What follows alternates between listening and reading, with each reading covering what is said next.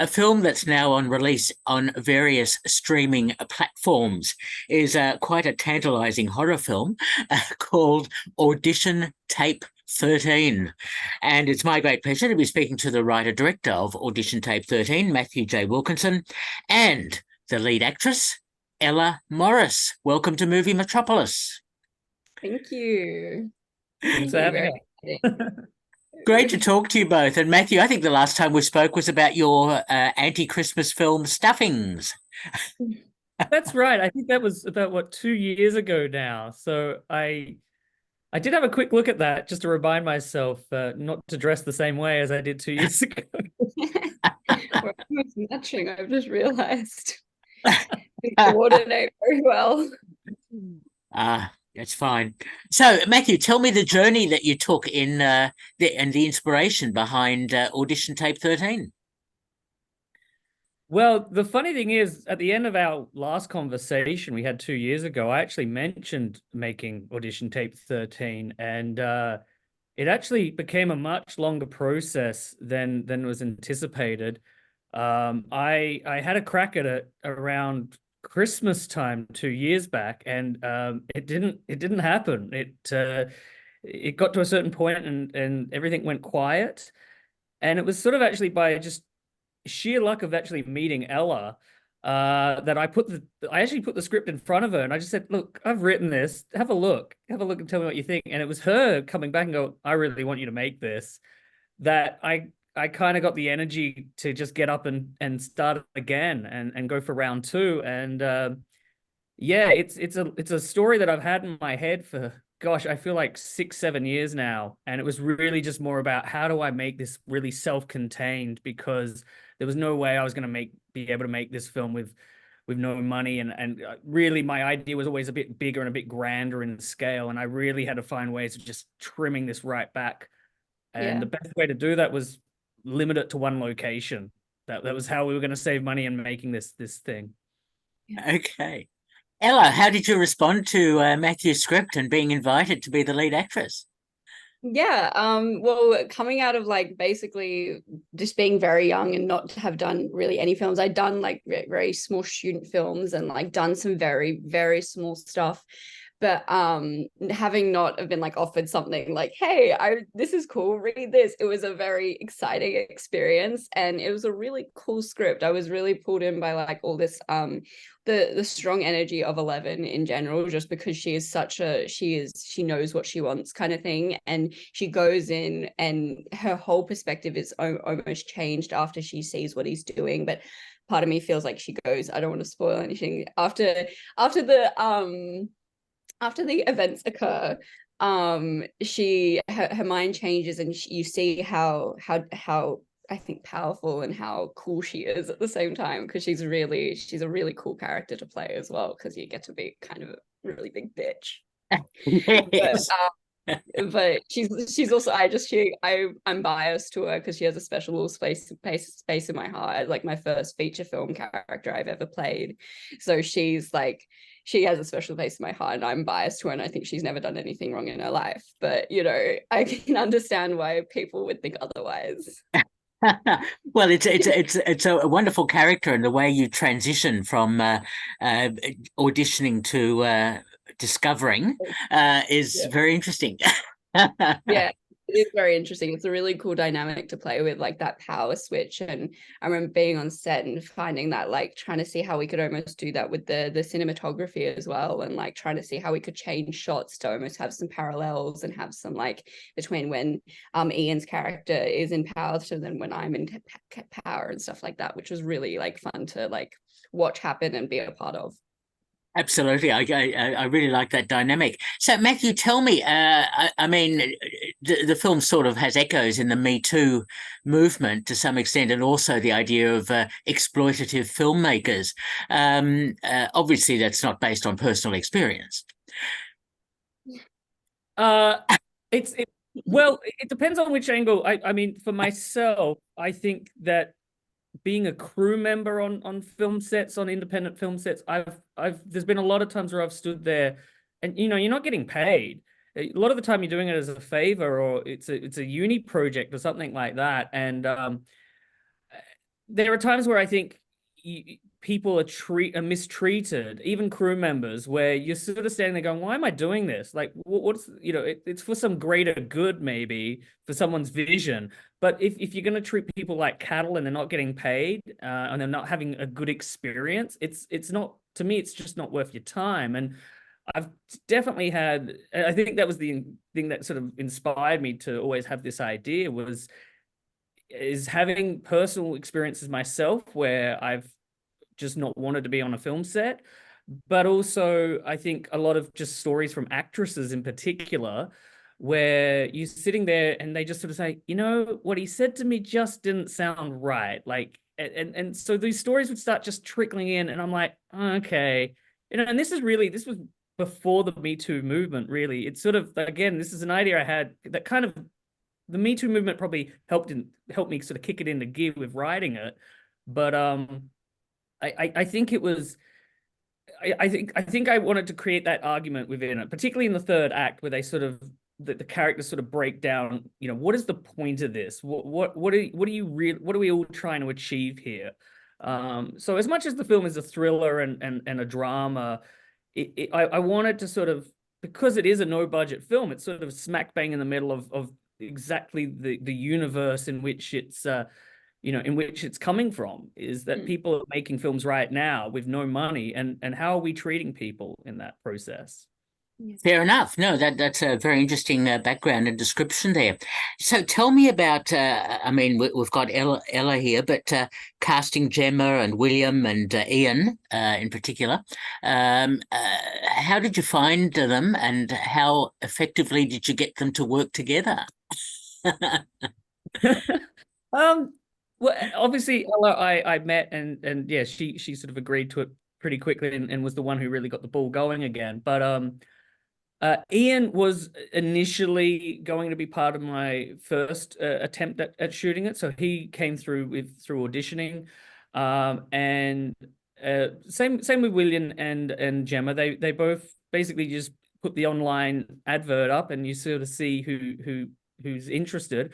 But I was very cautious with this, because it is very sort of meta-y in what it's weird to sort of have to put out an advert for auditions, and your film is about auditioning. So I was really having to be really upfront and straight with people, going, look, I'll let you read the whole thing first, because I think you need to see where I'm coming from to understand this material. I didn't want to scare anyone off, because I feel like there probably were a couple of people and I did get a lot of response, particularly for the female characters. I got a lot of applications, and I didn't want them getting scared off by the subject matter.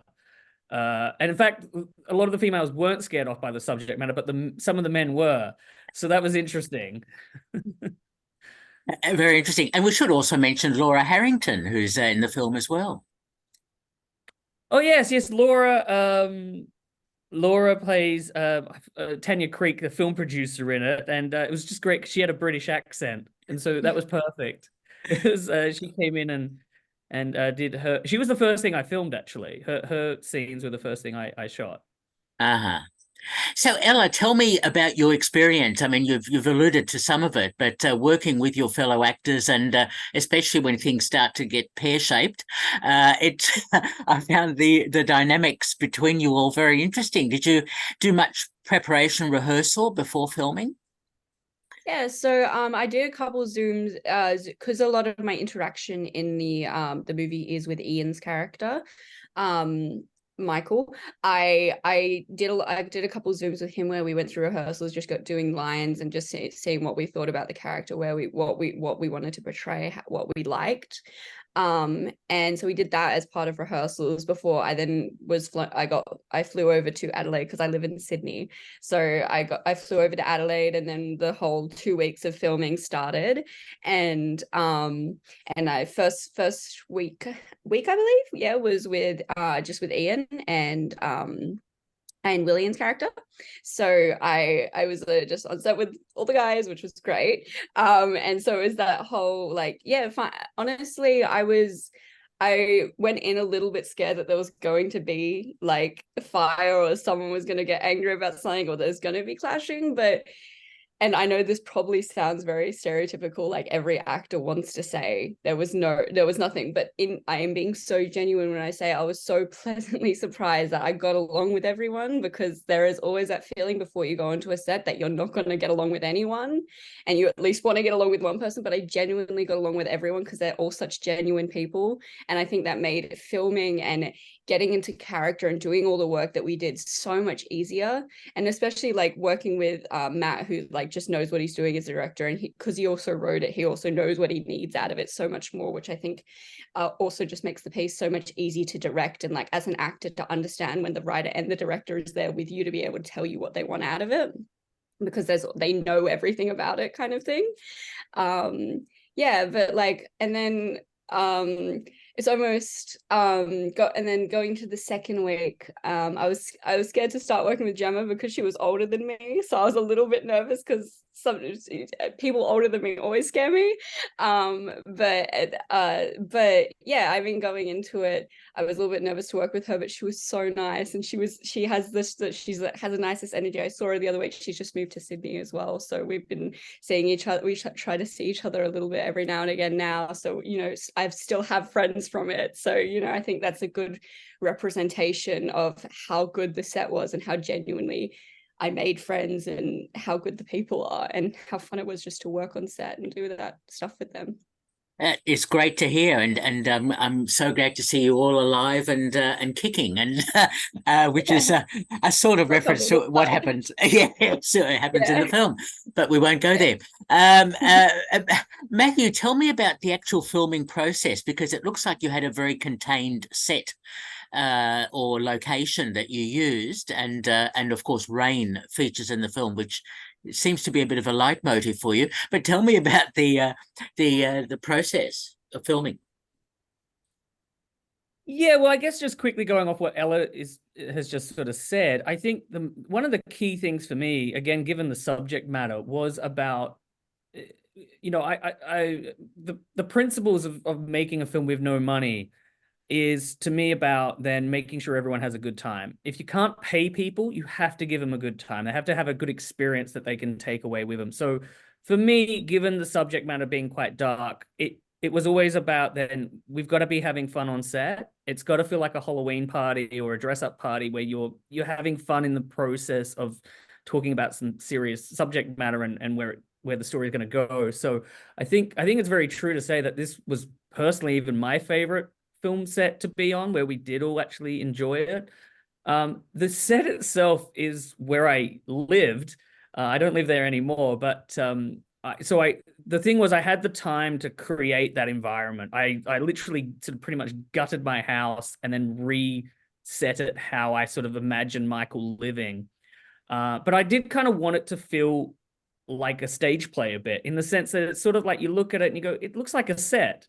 But then it's, you know, it's sort of got this odd lighting and there's this sort of odd back alley going on, and you kind of can't really tell where we are. It's sort of like a cabin in the woods, but it's not. It's in the suburbs somewhere. It's raining, so I wanted the rain for that claustrophobic feeling. Like you go outside, it's not as easy to sort of run away. I really, if you look in the background, there's lots of little things to filmmaking. There's lots of little. We sort of see everything. You get everything from green screens to Super 8 footage, and we get old tapes, and just I dusted out all these boxes and just found props and stuff. I went, that's going to go there, that's going to go there. So it was really about making it feel also very theatrical. And the same with the editing that Ella touched on. The edit to me was a bit like the first act is Michael's movie, the second act becomes 11's movie, where it gets quite erratic and handheld with the camera, and then the third act really becomes a bit of a blend, but it really becomes 13's movie in the third act, where we kind of go into the survival mode of it.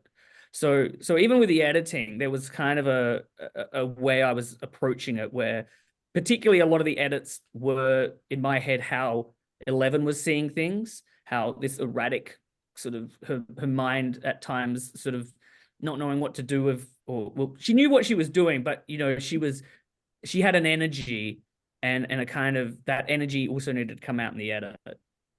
Okay. And in fact, it had a sort of giallo side to it as well, in terms of the red that comes out in the film, of course, and the opening credits, which reminded me very much of those 80s VHS horror movies that started off in a very particular way. So obviously, you had a really strong vision about what you wanted the film to be and look like. Yeah, absolutely. I think it's funny because it was sort of, again, taking a love of cinema. It was me trying to put as much of that into a film that has no money, and in sort of the cheapest way possible. I mean, the thing with like, I had my bathroom and I decided I'm just going to paint it red because like you're saying with the giallo, sort of the Italian cinema, it's like it needs to be striking. And I mean, it's a $50 tin of paint, but it pays off to have that $50 tin of paint actually make that room so striking and quite sort of sinister in a way. So it's just the little things that sometimes I think can elevate, what you're trying to pull off, even if you don't have the money. And I think I wanted this again to feel very stylized. It does have a stage play kind of structure to it.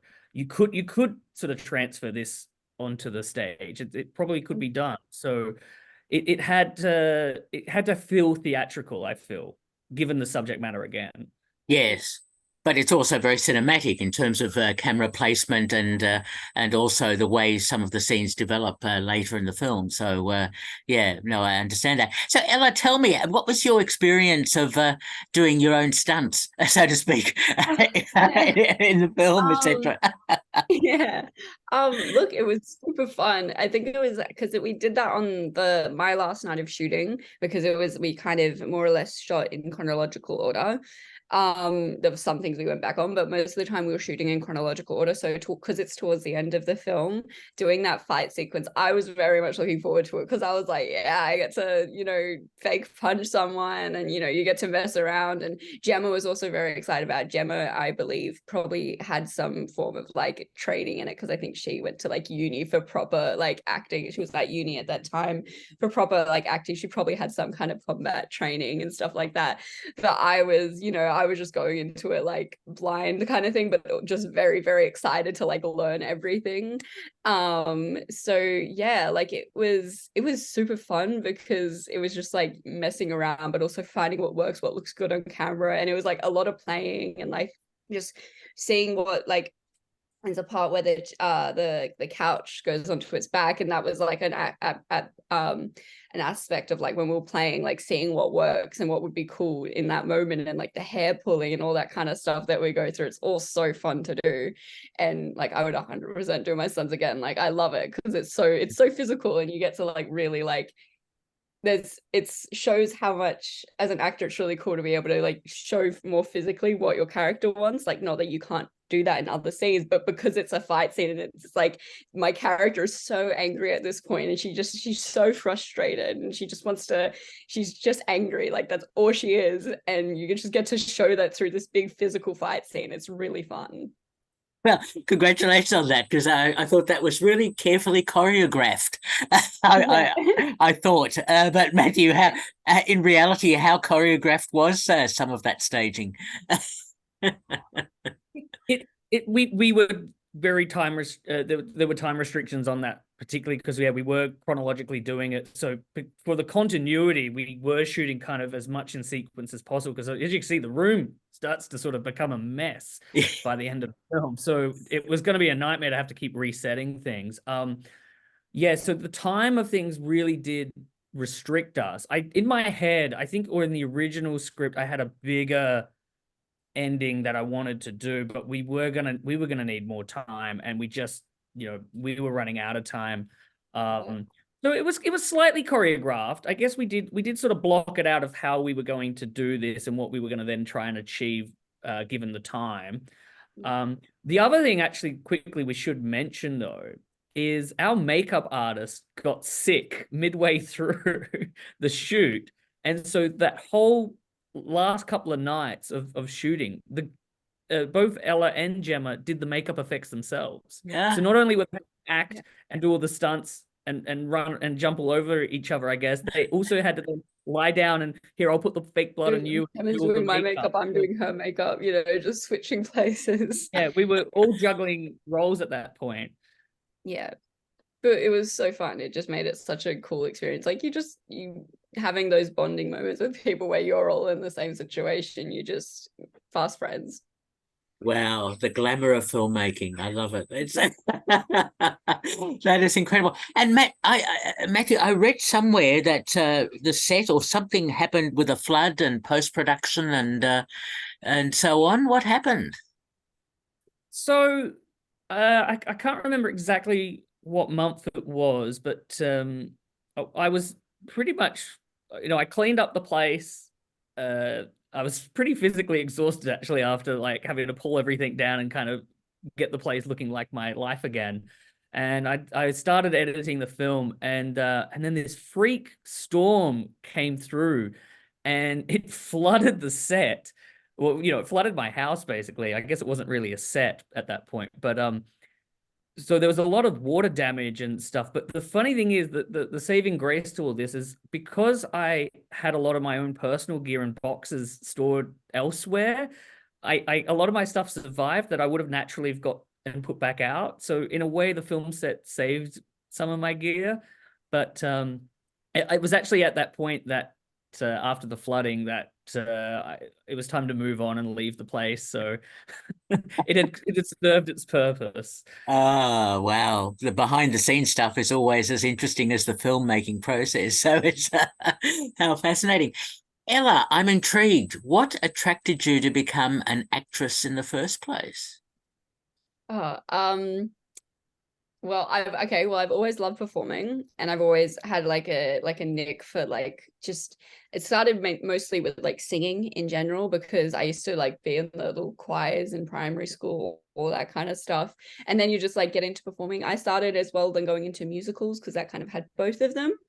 And then just being in musicals and plays and stuff like that, and like just the high school ones, it really just got me excited to like I really love performing, and it was just something where I wanted to like try out more of it. I did it in year 7. I don't know why you need the exact year I did it, but in year 7 I did like a couple of NIDA courses and stuff like that, and I really enjoyed it. And then I moved on, and then I stopped for a while just because high school changed my perspective on everything. But like nonetheless, I went back to it mostly through theatre, and I think it scared me a little bit going into film, because all I'd done had been theatre. But going into film was really exciting, because it was a whole nother like medium and media of acting, and it just taught me so much more. And I think that's what also excites me and intrigues me about acting, because you're constantly kind of learning, and you're kind of always getting new skills when you're acting, because every role demands something new, so you constantly have to be learning more about yourself, which is another really amazing part about it. Like sometimes I like to say, if I wasn't to be an actor, or like if I didn't be an actor, I'd really want to be a psychologist, because I really just like understanding people's minds and how things work and why people do things. And I think that's a really doing acting is a very creative way to be able to just create things in people's minds and see things in people's minds and see things from new perspectives, and constantly learning about people. And I think another reason why it also interests me is because you just learn so much about people in general, and the dynamics of people and how they work, and it's so cool. How interesting to hear all that, Ella. Have you got another role lined up?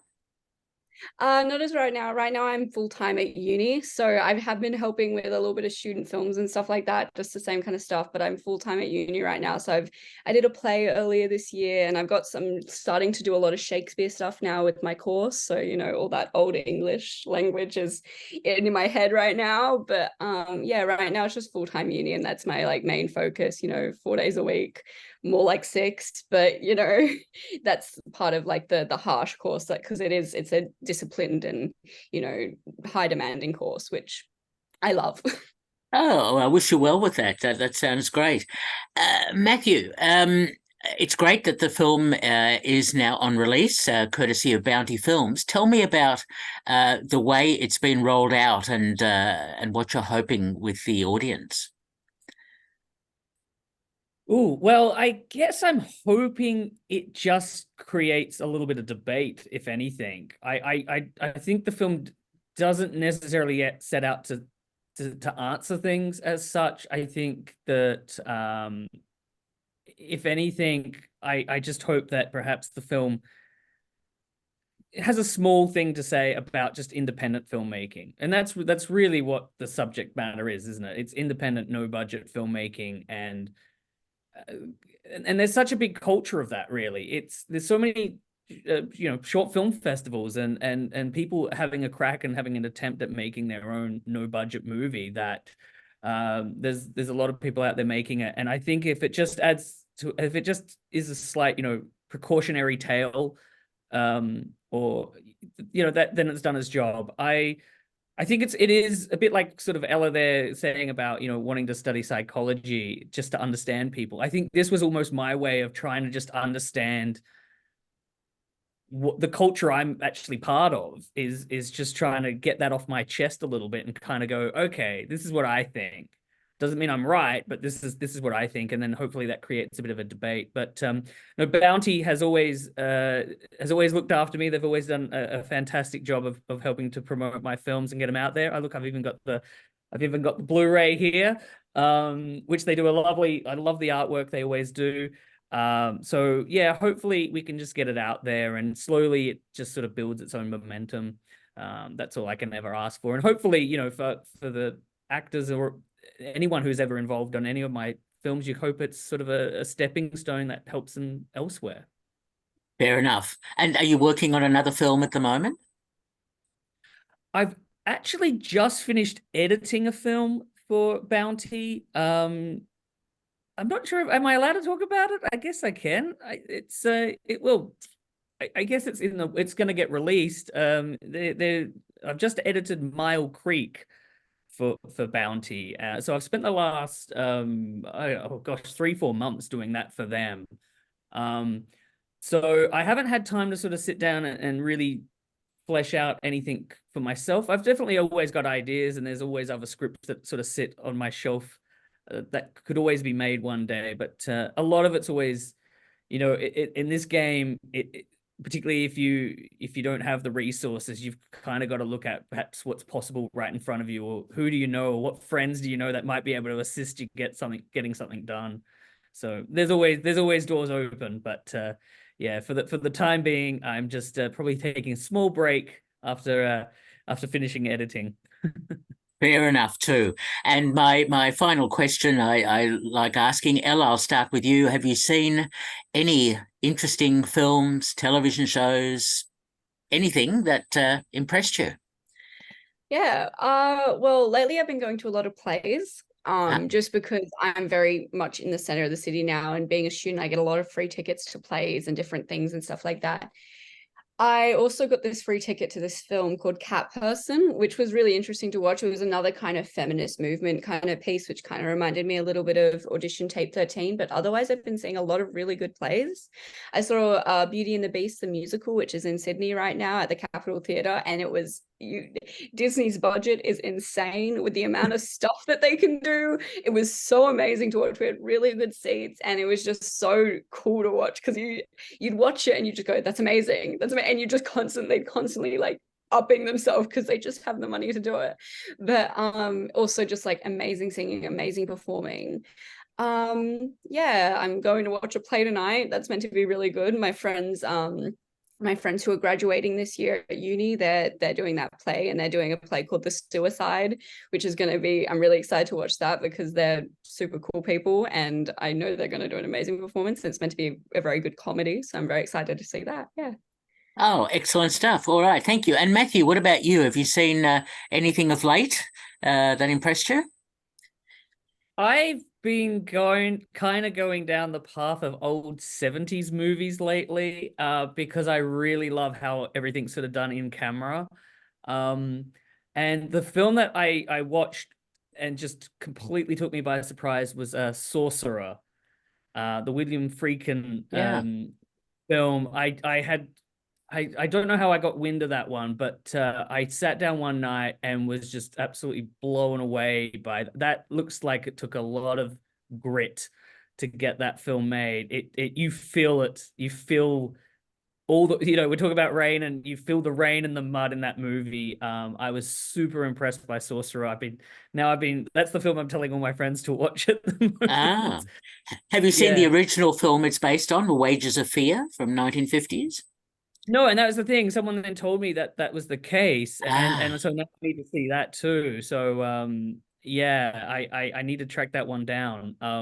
But 70s cinema in particular has definitely got interest at the moment. Yeah. Okay, excellent stuff. Well, it's been a pleasure talking to you both. We've been talking to Mathew J. Wilkinson, the writer-director of Audition Tape 13, and the lead actress of Audition Tape 13, Ella Morris. Thank you both so much for talking with me. Thank Not a you. problem. Thank you. All the best. Bye-bye. All the best. Bye.